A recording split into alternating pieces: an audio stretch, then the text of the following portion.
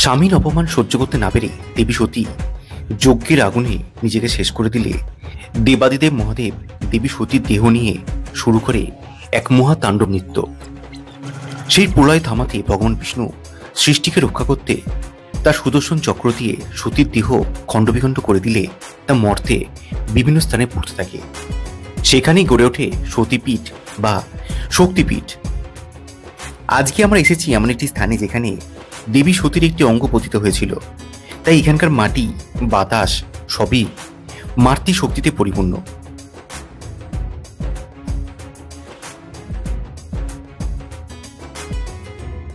বীরভূম জেলা, যা মূলত পরিচিত সতীপীঠ তারাপীঠ মন্দিরকে ঘিরে।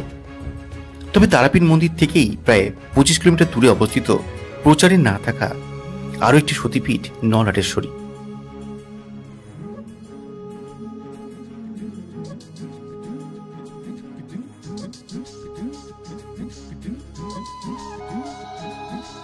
তারাপীঠ থেকে নলহাটি অটোতে সময় লাগে 40 মিনিট, আর ভাড়া নেয় 200 টাকা। কলকাতা থেকে সড়কপথে নলহাটি দূরত্ব পায় 265 কিলোমিটার, আর ট্রেনে গেলে নলহাটি জংশন।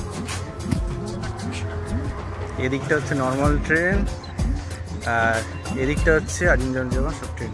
হাওড়া থেকে সকাল 6টায় ছাড়ে 13017 গণদেবতা এক্সপ্রেস, আর নলহাটি পৌঁছায় সকাল 10:30টায়। নলহাটি স্টেশন থেকে মন্দিরের দূরত্ব হচ্ছে প্রায় 2 কিলোমিটার।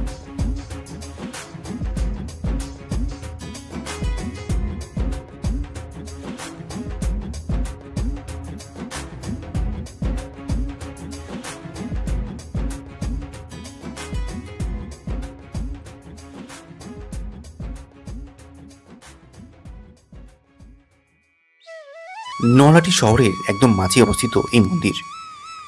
কথিত আছে এখানে সতীমার নল অর্থাৎ গলা পড়েছিল, তাই দেবীকে এখানে নলহাটেশ্বরী নামেই পূজা করা হয়। এই মন্দিরকে ঘিরে রয়েছে নানান ধর্মীয় লোকবিশ্বাস।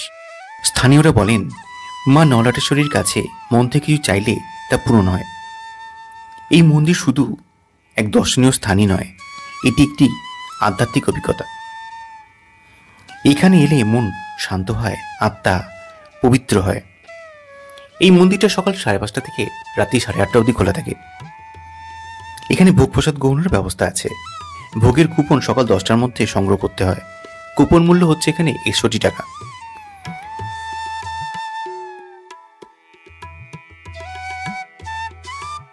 দুপুরে মায়ের ভোগারতির পর শুরু হয় ভোগ বিতরণ। ভোগে থাকে অন্ন, ডাল, সবজি সহ পায়েস।